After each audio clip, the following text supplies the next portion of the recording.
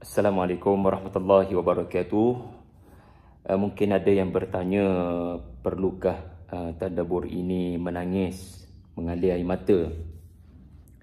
Kerana memang ada kisah Nabi SAW menangis dengan Al-Quran yang dibacakan.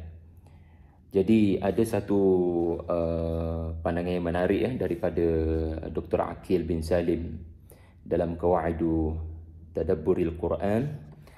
Benar Nabi SAW pernah menangis. Ini berdasarkan ayat dalam Suratul Nisa ayat 41. Kisahnya begini. Satu hari dalam tafsir Ibnu Kathir, tuan-tuan boleh baca, disebutkan oleh Ibnu Mas'ud radhiyallahu anhu, seorang sahabat besar Nabi.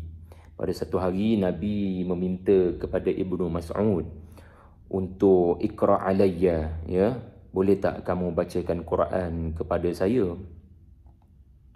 Lalu Ibnu Mas'ud terkejut, lalu berkata, aqra'u alayka wa alayka unzil? Wajarkah saya bacakan Quran kepadamu sedangkan kepadamu Quran diturunkan?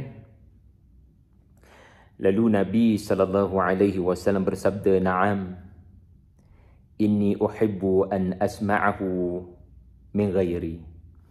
Benar, Quran memang turun kepada aku, tetapi aku lebih suka, aku sangat cintai Al-Quran itu dapat aku dengar daripada orang lain. Faqara'tu surat An-Nisa hatta wasaltu ila al-ayah 41. Lalu Nabi meminta kepadanya, hasbukal an. Ayat itu berbunyi, Bismillahirrahmanirrahim. فَكَيْفَ إِذَا جِئْنَا مِنْ كُلِّ أُمَّةٍ بِشَهِيدٍ وَجِئْنَا بِكَ عَلَى هَؤُلَاءِ شَهِيدًا. Dan bagaimana agaknya ketika satu waktu kami datangkan kepada setiap kalangan umat saksi, dan kami datangkan kamu ke atas mereka, yakni Quraisy, sebagai syahid. Jadi bila sampai pada ayat ini, ayat yang menceritakan tentang para anbiya akan dibawa bertemu dengan umat masing-masing untuk sesi soal jawab, bahawasanya adakah nabi-nabi telah menyampaikan dan adakah kaum-kaum ini telah mendengar, supaya masing-masing jelas, ya, keadilan Allah Subhanahu wa taala. Nabi, ya, menangis sehingga meminta Ibnu Mas'ud agar berhenti seketika kerana tidak dapat menahan air mata yang mengalir. Allahu Akbar. Berdasarkan ayat ini dan kisah yang disebut oleh Imam Bukhari ini, tuan-tuan, kita belajar beberapa perkara sebelum saya ulas isu perlu tak menangis sebagai kayu ukur tadabbur.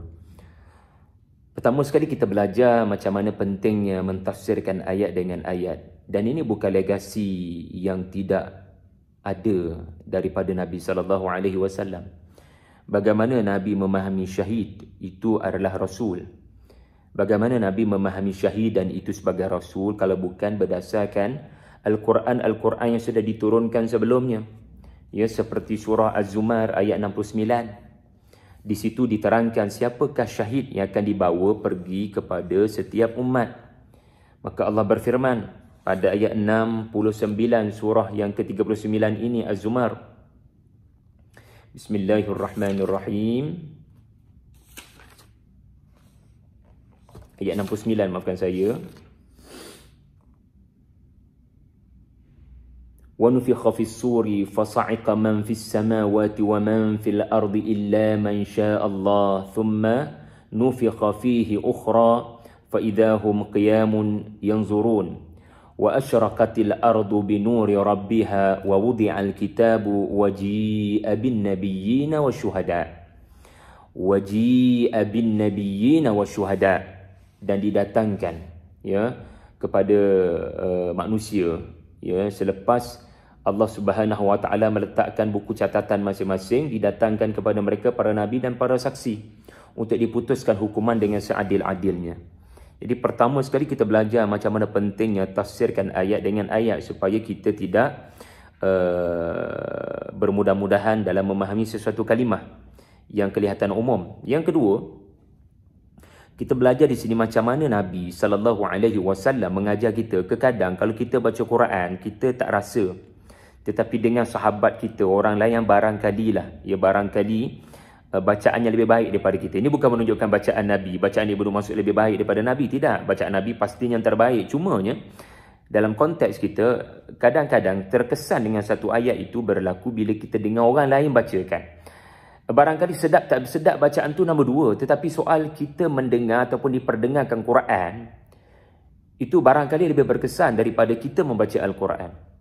Kita memberikan telinga kita kepada bacaan orang lain. Boleh tak kau bacakan Quran kepada saya? Walaupun saya yang mendengar ayat itu, kita sudah pernah membaca ayat itu dan memahami ayat itu. Barangkali ini satu perkara sunnah yang barangkali ada keajaiban yang tersendiri. Nombor dua. Yang ketiga, kita belajar di sini, jangan baca nak cepat habis sebab Nabi meminta kepada Ibnu Mas'ud agar berhenti sekejap.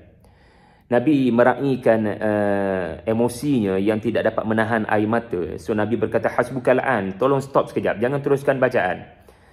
Kerana ayat-ayat Allah Ta'ala ini ada sentakan emosinya yang tersendiri menurut Syed Qutb rahimahullah. Jadi raihkan perasaan itu, jangan gelojoh dan jangan gopoh untuk membaca satu ayat sampai kepada penghujung, ya. Kerana antara tujuan kita bukan sekadar mahukan pahala, antara tujuan kita berinteraksi dengan Quran adalah tadabbur. Jadi Nabi sedang mengajar kita, salah satu kayu ukur daripada tadabbur adalah tidak tergesa-gesa untuk membaca satu ayat sampai kepada sadaqallahul azim, tetapi berhenti mana-mana, ya, memahami di mana saya dalam ayat ini, dan Nabi melihat adanya dia dalam ayat berkenaan. Yang keempat, kita belajar juga daripada kisah ini, subhanallah, bagaimana Ibnu Mas'ud membacakan Quran kepada Nabi SAW, sedangkan Nabi ini adalah orang yang diturunkan Quran. Nabi tidak ada perasaan ego, sombong, rasa baginda lebih baik, ataupun Nabi tidak minta Ibnu Mas'ud membacakan Quran. Nabi menerangkan tafsirnya. Nabi hanya mendengar bacaan Ibnu Mas'ud. Dan kita kena ingat ayat yang sampai Nabi menangis ni ayat 41. Dan Ibnu Mas'ud berkata, faqara'tu surat An-Nisa, maknanya beliau memilih surah An-Nisa. Nabi tak sebut baca mana-mana surah. Beliau memilih untuk membaca surah An-Nisa. Wallahu alam kenapa memilih surah An-Nisa. Tetapi Ibnu Mas'ud membacakan daripada ayat pertama.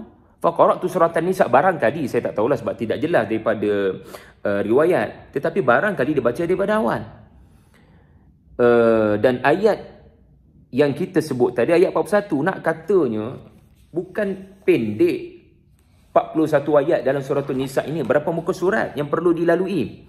Dan Nabi boleh mendengar dengan teliti. Subhanallah.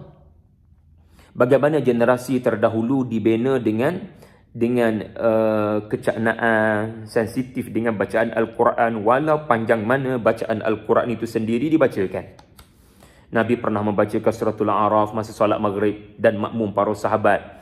Ya, tidak pernah kedengaran ya yang mengadu, mengatakan Nabi tidak faham umatnya. Itu kisah generasi para sahabat terdahulu. Dan kembali kepada persoalan kita, perlu ke menangis sebagai salah satu daripada kehendak tadabbur? Maka berkatalah Dr. Aqil Salim, ya, Dr. Aqil Salim dalam Qawaidut Tadabbur, Qawaidut Tadabbur, wal qata', ya, adalah satu kesilapan apabila dianggap tadabbur ini wajib diikat kepadanya menangis. Ya, kononnya fala tadabbur illa bibuka. Bainama fil haqiqah, sedangkan pada hakikatnya tadabbur adalah amalan yang membabitkan akal dan emosi. Tadabbur adalah amalan yang membabitkan hati, yang bergantung sepenuhnya kepada ta'ammul dan tafakkur kepada ayat berkenaan. Maka menangis itu salah satu daripada natijah. Bukanlah satu-satunya natijah. Ada yang sampai ke situ, tetapi tidaklah perlu semua orang sampai ke situ. Kerana kadar faham seseorang, kadar ta'ammul, kadar amaliyah zihniyah, qalbiyah ini takum, ia bergantung kepada masing-masing punya tahap kefahaman. Tetapi tidak boleh dinafikan orang seperti Nabi SAW, para sahabat, para ulama yang mendalami ayat-ayat Allah, mereka mengajar kita sesuatu. Kemuncak tadabbur, ya, mudah-mudahan menjadi impian kita semua, iaitulah al-buka min khasyatillah. Rasa takut pada Allah menyebabkan mereka menangis, ya, mengenangkan selamat ataupun tidak saya pada hari akhirat nanti, mengenangkan ada banyaknya perkara yang lalai sebelum ini yang kita terlupa, tetapi tidaklah tidaklah perlu dianggap sebagai satu kewajipan untuk menangis, ya, apabila membelik Al-Quran. Ia adalah satu perkara yang menunjukkan kesan tadabbur yang tinggi, tetapi bukanlah makna tadabbur itu pada tangisan air mata. InsyaAllah pada masa akan datang kita kupas isu-isu lain daripada kitab ini dan kitab-kitab lain. Wallahu a'lam. Assalamualaikum warahmatullahi wabarakatuh.